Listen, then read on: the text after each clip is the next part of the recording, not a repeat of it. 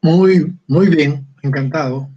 Seguimos en el curso de Mecánica de Fluidos 1, que entregamos con todo cariño, y yo, Guillermo Quevedo, entrego este curso y recalco que le agradezco, me baso para hacer el curso en la finura y en la transferencia científica tecnológica hecho por mi maestro, el doctor Giovanni.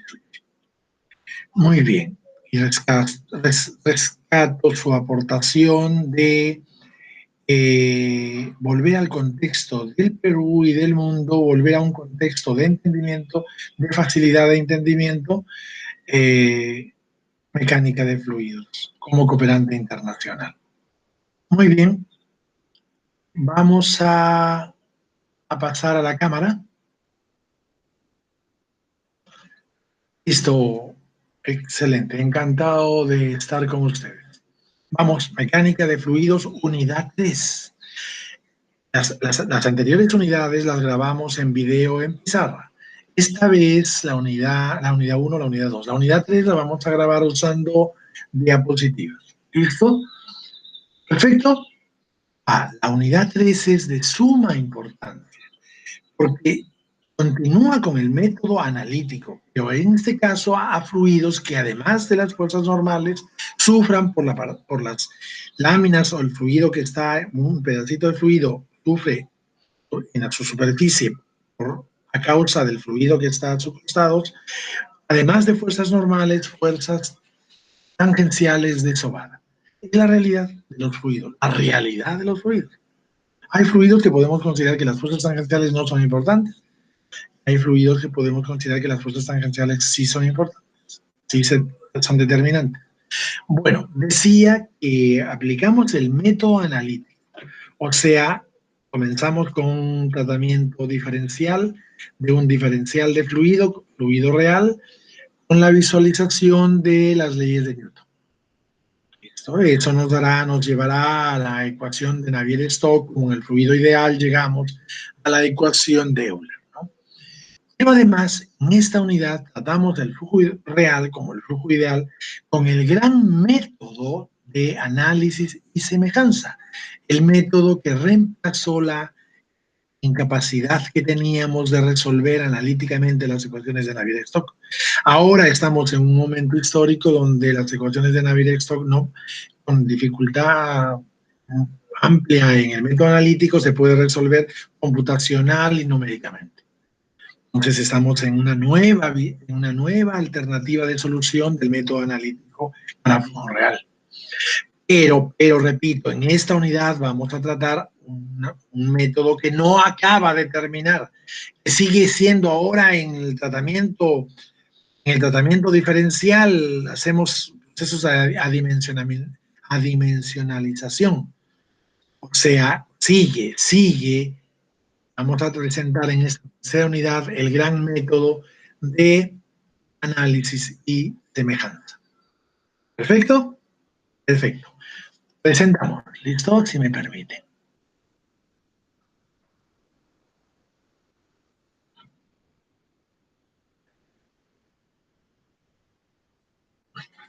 Uh-huh.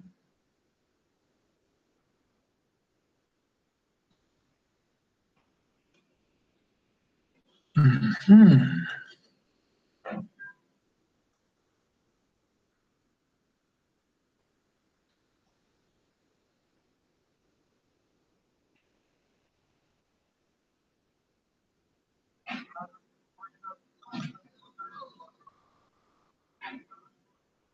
Estamos presentando. Perfecto. Muy bien. Mecánica del fluido real. Ya está. Es que claramente entendíamos, debería poner fluido ideal real y fluido real real, que los dos existen. Hay situaciones en la naturaleza, muchas, que el fluido es ideal. Bueno, señalábamos que un pedacito de fluido sentía una interacción del fluido que estaba al lado, en el caso ideal solo una fuerza normal. En el caso real, un diferencial de superficie de un fluidito, de una pequeña partícula fluida, una superficie de él, siente una fuerza que no es ni normal solamente, ni tangencial solamente, como pueden ver,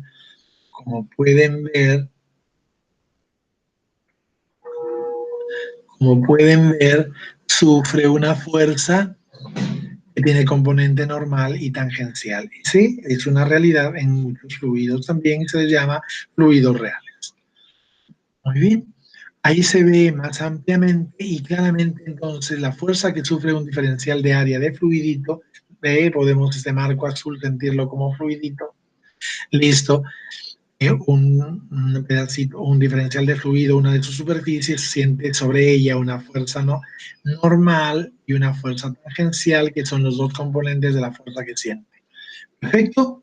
Perfecto. Es una realidad y ahora vamos a estudiar estos fluidos. Muy bien. Miren, para un fluido, la fuerza N A, nos señalan que la fuerza normal siempre es una fuerza de compresión.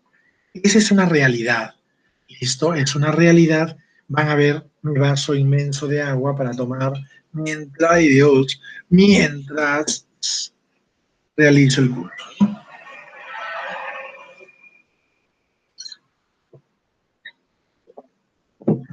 Muy bien. La componente normal siempre es de compresión. Quiero decirte que la formación experimental es que en los fluidos no hay fuerzas de tracción, no una capa de fluido jala a la otra, solo la puede comprimir. Las fuerzas normales en los fluidos solo son de compresión. Ahora, si nosotros ponemos como positivo a la extracción, ¿no? ¿Entiendes? Contraria a la compresión, lo ponemos positivo, entonces siempre las fuerzas normales serán negativas. Cuidado con ese detalle. ¿Cómo pondremos? ¿Qué signo positivo? ¿A qué orientación de la normal le asignaremos la convencionalidad positiva? Pero bueno, nosotros sabemos que fuera de esa convencionalidad, las fuerzas normales siempre son de compresión. Cuidado el detalle, compañero.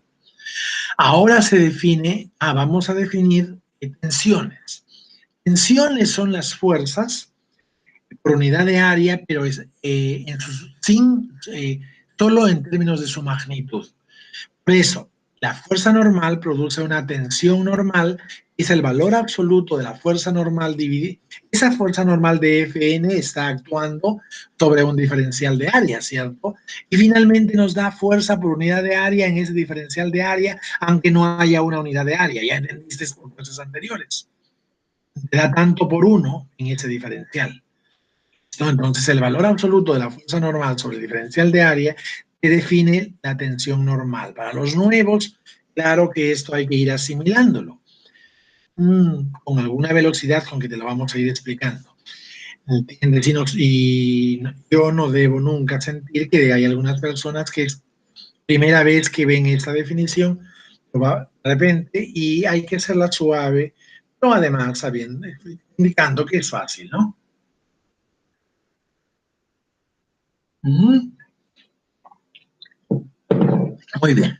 Así también sale mira, contado, la tensión cortante, porque como hay fuerza desobada tangencial sobre su diferencial de área, te da el valor, la cantidad, sí, el cuánto de fuerza tangencial hay por unidad de área en ese diferencial de área, ¿listo? Tanto por uno, aunque no haya uno en ese diferencial de área, y fuerza tangencial. Perfecto. Muy bien. Oye, cuando hay una fuerza tangencial, está ahí, pero es mejor escribirla en dos componentes conocidas. Por eso, tu diferencial de fluido lo puedes tener en cualquier sitio. Puedes imaginariamente llevar la coordenada X, Y, Z. O sea, es bueno, no siempre es posible encontrar en una superficie dos orientaciones reconocibles por el científico o el ingeniero, ¿no? Entonces, el diferencial de fuerza tangencial será en una de las direcciones, o sea, en una de las direcciones que se forman en el plano tangencial de A, ¿no? Ahí estará. con su dirección y su sentido, pero yo lo descompongo en una y en otra conocidas. Entonces, finalmente así la información de la fuerza que sufre una unidad de área, un diferencial de área por cada unidad de área, ¿no? Es mejor porque lo damos en tensiones, va a estar dada mejor en un sigma normal y en dos tau, y en dos tau en direcciones reconocibles. Ya lo vas a ver en un ratito con más claridad. Seguimos, hijo. Muy bien. Ahí viene lo que te decía. Ahí viene lo que te decía, ¿no? El asunto este de nomenclatura de las tensiones. Nomenclatura de las tensiones.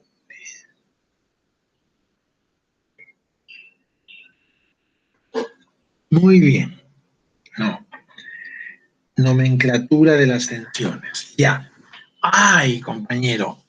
El fluido ideal, por suerte, las fuerzas superficiales fueron presiones. Se demostró en un punto, en cualquier superficie que contenga el punto, la presión tiene el mismo valor, comenzando con que Px, Py, Pz escogido es igual a cualquier P. Entonces, en un punto, en fuerzas superficiales, cada lado, bueno, un lado puede sufrir P y A en la adición integral, el otro lado es P más del, más la variación de P respecto de repente de Y, por lo que ha avanzado un de Y de repente, ¿no? ¿Cierto?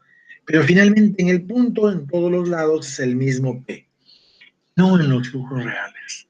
Va a haber fuerzas normales diferentes en una cara. Comienzo a llamar cara X a la cara perpendicular a X en ese cubo diferencial. Va a haber un sigma Y diferente al sigma X. ¿Cuál será el sigma Y? En la cara perpendicular allá de ese cubo diferencial. ¿Listo? Y entonces va a haber diferentes sigmas en las diferentes caras y diferentes estados. En realidad, ahí en ese cubo hay 6 caras. ¿Qué es ese cubo? Ese cubo, consideré una genérica masa, un diferencial de fluidos. Ese cubo es un diferencial cúbico de fluidos. Y mira, para trabajar bien, el sistema XYZ lo trasladamos, hacemos un cubo que tenga sus ejes paralelos a X, Y, Z. Entonces deberíamos llamar X', Y', Z', pero no. Simplemente ya has visto que a una partícula le traslado, sino que ahora en la partícula no pongo el punto 000 de X, Y, Z en el centro del cubo. Lo pongo en una arista del cubo. Así quiero trabajar mi diferencial de fluido. Listo, el método analítico diferencial. Listo, entonces pongo mi diferencial de masa cúbica, sus aristas del cubo paralelos a los 3 ejes referenciales que lo traslado a la arista del cubo. Listo, entonces tengo 6 caras, ¿cierto?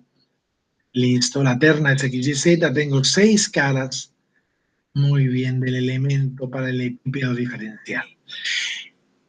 6 caras, en cada cara hay 3 tensiones, una normal y 2 tangenciales, 2 tau.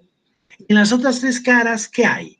En las otras 3 caras, ya en una visión integrable, hay, por ejemplo, si en la cara Y, perpendicular a Y, en el plano XZ, en esa cara, hay el sigma Y, así lo llamo, porque es en la cara perpendicular a Y, sigma Y. Entonces, la cara del plano XY. Pasando el diferencial de Y, habrá el sigma Y más diferencial de sigma Y respecto de Y por dy. O que he dicho que en esta de acá, en esta hay sigma Y, en esta de aquí, en esta hay sigma Y más variación del sigma Y por unidad de Y, o sea, de dividido sobre diferencial de Y por dy, que es el avance. Entonces el dy arriba y abajo, y me queda el valor. Pero eso es cuando integro. Cuando va al punto, en un lado hay sigma Y y en el otro lado hay sigma Y. Abajo hay sigma Z y encima hay sigma Z. Atrás hay sigma X y adelante hay sigma X. ¿Qué valores tienen? Es diferentes de sigma X, sigma Y, sigma Z. Listo. Entonces, profesor, antes tenía un solo valor de P, que era fuerza por área en perpendicular a cualquier plano, coja el punto. Ahora ya puedo pensar que en un diferencial de masa cúbica por lo menos hay 3 sigma y es 3 sigma, sigma X, sigma Y, sigma Z diferentes más 2 tau diferentes. Eso requiere, o sea, ya no hay un solo valor de fuerza por unidad de área actuando sobre el punto en el flujo real. Ni siquiera las normales son iguales en diferentes planos. Uy, Dios, entonces necesito una nomenclatura. Para cuando yo sepa la nomenclatura, te diga tal o tal está bien identificada, es bien identificada si es normal o tangencial, bien identificada cuáles de las tangenciales es, tiene tal valor, no tiene tal otro. Nomenclatura de tensiones es tan importante. Aquí comenzamos. Voy a hacer una lectura solamente por decirte que dice que me parece que ha acertado lo que hace mi asistente, el joven bachiller en ingeniería Luis Roberto Pérez Marcos, para no reduce más lo escrito, porque por decir es una diapositiva, reduzca más para impactar con unas partes cortas. No, es que la explicación requiere, para ser completa, y la da completa, lo escrito. La fuerza unitaria normal está en cada cara y es perpendicular al área. La fuerza unitaria normal, ya sabes eso, sigma, es perpendicular a esta. Está, y su sentido lo escocemos hacia afuera. O sea, si son hacia afuera positivos los sigmas, entonces quiere decir que en la realidad todos los sigmas son negativos porque son de comprensión. ¿Bien? Pero a ese se le ha antojado a la ciencia escoger sigma positivo hacia afuera. Listo. Las direcciones de las dos fuerzas unitarias cortantes. Entonces como tenemos que... La tau es en el plano, como sea. En el plano, como sea, hijo. Pero siempre va a tener dos componentes. Y esas dos componentes yo las voy a poner, mira, si estoy al plano de arriba, pongo las dos tangenciales paralela Y y paralela X. ¿Te das cuenta? Mira adelante, pongo las dos tangenciales, es perpendicular a X. Y las tangenciales entonces los hago lo más identificables posibles. Paralelo a Y y paralelo a Z. Ahora, ¿qué valor tiene en la dirección de Y y la dirección de Z? Dependerá de qué, hijo. Del valor que tenga el tau, pues. El tau podría estar a 45 grados de Y y Z, mira la cara de adelante. O puede estar todo en Y, entonces no habría tau en la dirección de Z. Estamos. Trata de que ayude a entender que hay un tau en el plano, hay en el cubo seis caras, básicamente tres planos. Entonces, en el plano perpendicular a X, míralo, perpendicular a Y, el que está en el perpendicular a Y, el que está paralelo a XY. El perpendicular a X está en el plano YZ. Mira ese de atrás, el lado de al fondo del cubo. Ahí hay dos tau. Hay un tau paralelo a Y y paralelo a Z. El signo, la orientación todavía no te la doy. Sereno. En ese plano X, Y, Z hay un tau. Es como es. De repente todo está en Y, todo está en Z. ¿Entiendes? De repente está en un ángulo en el primero, en el cuadrante opuesto al YZ, sino en el menos Z menos Y. Ahí esté. Para esa dirección esté dirigido el tau. ¿Listo? Anda, compañero. El tau es una línea, una dirección, un sentido en YZ. Estoy hablando del plano perpendicular a X. S tiene componentes en la dirección Y y en la dirección Z. Claro que el tau que esté en YZ no tiene componentes en X. Velo primero, si no, no estás entendiendo porque no está poniendo su concentración, compañeros. Entonces, ¿qué he dicho primero? Estoy viendo una realidad primero, compañero. Estás viendo un fluido, un diferencial del fluido. En la masa fluida que se mueve azul, has visto un pequeño diferencial, partícula fluida cúbica, y allí has llevado el paralelo del XYZ.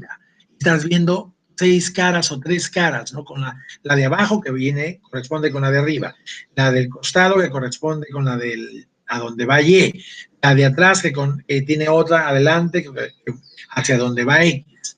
6 caras, bueno, que en el plano, en la coordenada XYZ están en XY, una cara, en YZ, en XZ.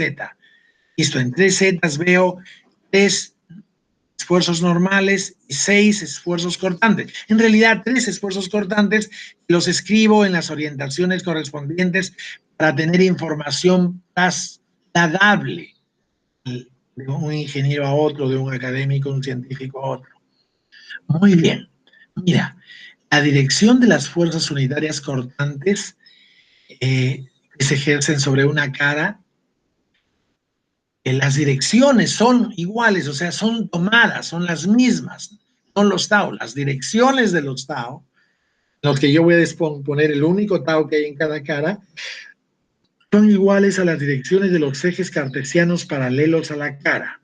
Y la fuerza unitaria normal es concorde con el vector, por ejemplo, atrás, en el cubo atrás, no es concorde el sigma, porque el sigma yo le he puesto saliendo perpendicularmente de la cara y es contraria al X.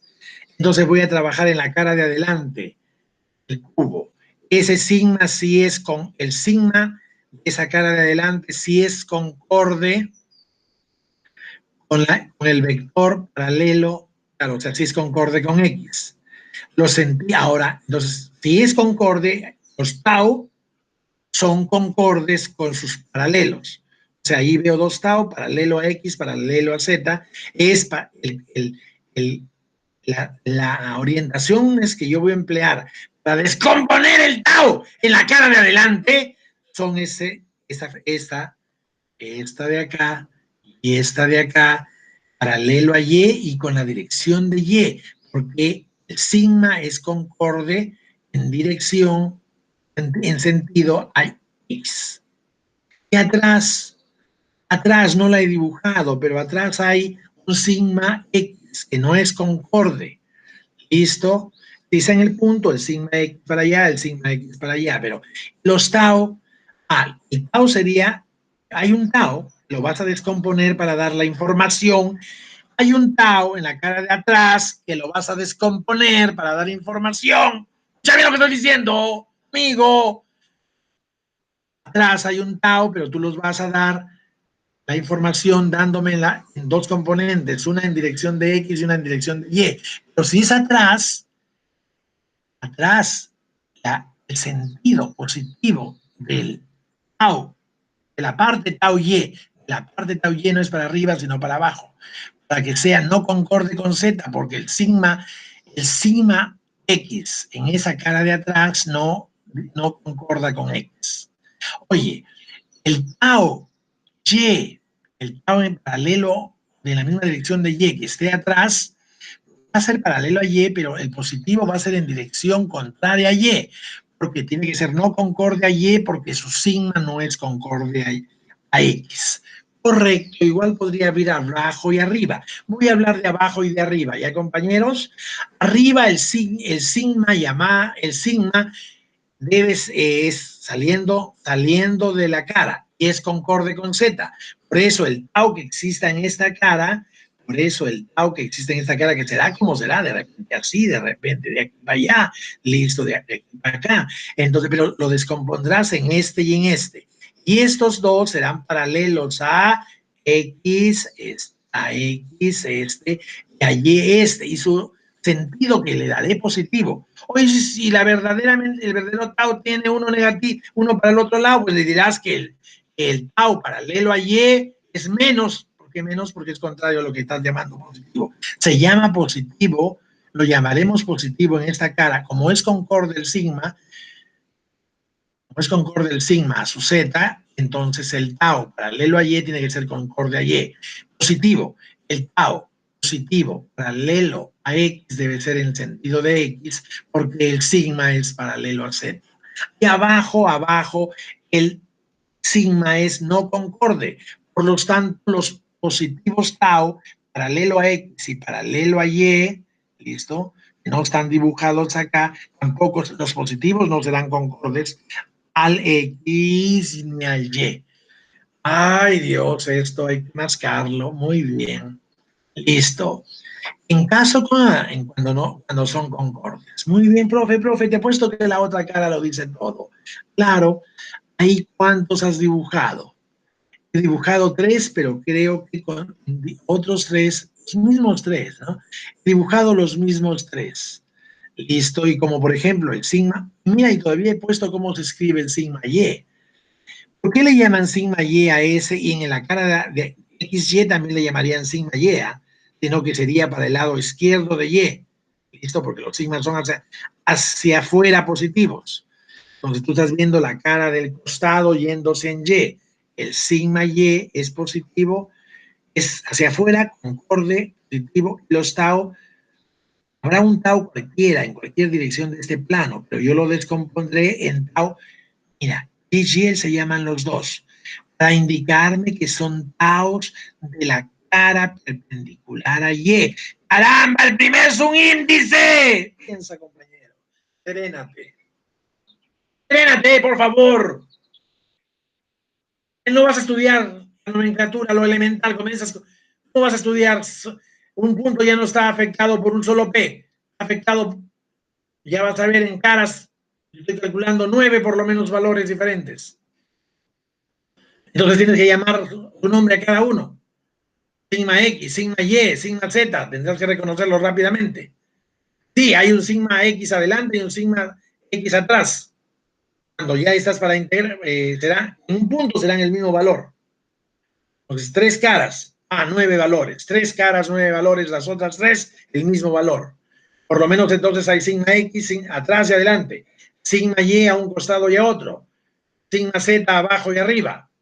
Hay tau Y en la cara Y, en la cara, a ver, yo digo, hay tau Y, sí, en la cara que estás viendo en el dibujo y en la cara de antes. Ahí también había tau Y. Lo contrarios, porque como en esa cara, en el plano XZ, el sigma Y es hacia afuera, positivo, no corresponde con Y, entonces sus tau Y de esa cara, la que no se ve, no está dibujada, la del plano XY, esto, esta de aquí, la de aquí, esa también tiene tau Y, listo, tiene un tau Y paralelo a Z, pero su positivo será contrario a Z. Hay un tau Y aquí, paralelo a Y, paralelo a X, disculpa, pero su positivo será contrario a X. En cambio acá, el tau Y, porque es en la cara perpendicular a Y, los tau soban, tangenciales, tau Y, en la cara perpendicular a Y, habrá, descompondré, escucha bien lo que digo, habrá un tau, será como será, pero yo para informarte, te lo daré en su componente en dirección a X, en su componente en dirección a Z. Entonces, mi tau, como sea, de repente es así, de aquí a acá, ¿no? Tendrá una componente para acá y una componente para acá. Estará perfectamente descrito los tau de una cara, de 2 caras y de 3 caras, la de arriba, la del costado y la de adelante. 3 caras. La tensión normal se le atribuye están diciendo que a este sigma se le va a llamar sigma Z porque tiene la dirección de Z. Se le atribuye el sublíndice correspondiente al eje paralelo a ella. Como esta es paralelo a este, se le pone el signo Z. Está bien, entonces yo decía paralelo, la cara perpendicular a Z, sigma Z, esta sigma se llama Y, o en el plano perpendicular a Y, por eso se le llama sigma Y. Los tau comienzan con un subíndice X para indicar a qué cara, en qué cara, en el eje, en qué plano, al eje perpendicular a su plano. Eso es su primer y su índice. Y es perpendicular a este plano. Entonces, como Y es perpendicular a ese plano, pones Y como primer subíndice. Y el Z al paralelo a lo que es. Este es paralelo al Z, Z. Este es paralelo a X, no. X sí, se le llama X. Eso dice. A las secciones cortantes tau se le atribuye dos subíndices. El primero es el mismo de sigma, para señalar la orientación de la cara sobre, o sea, para indicar el eje perpendicular a la cara en donde están. Para señalar la orientación de la cara sobre la que se encuentra la fuerza unitaria cortante. El segundo corresponde al eje paralelo a la fuerza unitaria cortante. El segundo corresponde al eje paralelo a la fuerza unitaria que allá. El segundo corresponde al eje paralelo, al eje paralelo. Este eje es paralelo a la fuerza unitaria constante, a la orientación de la, yo diría, de la fuerza unitaria cortante, que va a ser una de las orientaciones con que te vas a valer para indicarme el tau. Sino que ya la explicación se vuelve, podría volver, ahí hay una estrategia pedagógica, ¿no? ¿Cómo te lo digo? Pero claramente, al final debo asegurarme que también entiendas el tau, por ejemplo, el tau YZ y YX, en esas dos orientaciones tú me vas a describir el tau. Puede ser en cualquier orientación, está en este plano, es una flecha en ese plano, y tú lo vas a descomponer en estas dos, porque yo esas dos las voy a tener conocidas, y tú me dices 5 para allá, 0 para acá, entonces yo voy a saber que son 5 y 5, yo voy a saber que tengo 45. Voy a identificar perfectamente en ese plano la fuerza tangencial. Cada tensión definida es un número positivo.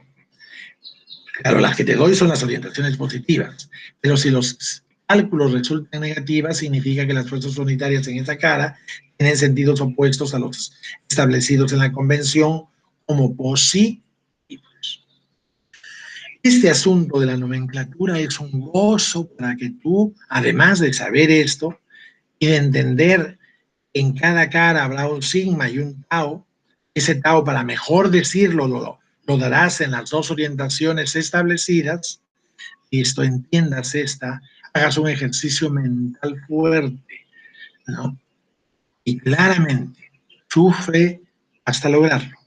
Eso habrá hecho que entiendas esto que está entendible y ya está bien dicho por nosotros, digo. Y además, claramente, romperás nudos de entendimiento. Perfecto, la nomenclatura de las orientaciones que vas a utilizar para darme la información de los 6, diría yo, 3, 2, 2, 6. Normal tangencial en un lado y en adelante. Normal tangencial en un lado y arriba. Normal tangencial atrás y adelante. Entonces, en cada cara, son 6 caras, 3, porque la que está de un costado y otro, en el punto son la misma. Entonces, son 6 datos los que tenemos. Pero es mejor darlo en 9 datos. 9 datos en las 3 caras. Y su correspondiente de al frente. Y su correspondiente de al frente. Creo, hijo, que si me escuchas repetidamente bien, te ayudaré bien a entender. Bien, seguimos. ¿Listo? Propiedades de las tensiones. Creo que aquí vamos a cortar el primer video para solamente darnos una parte, una descansada de continuidad. Tú hubieras podido apagar el video, pero podemos darnos un lujo de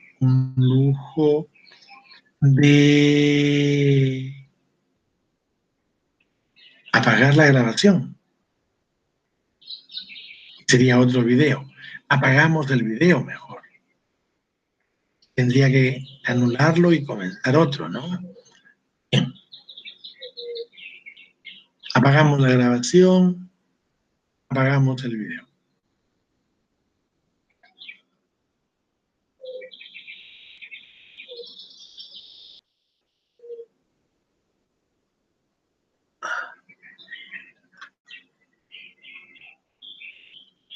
Tranquilo.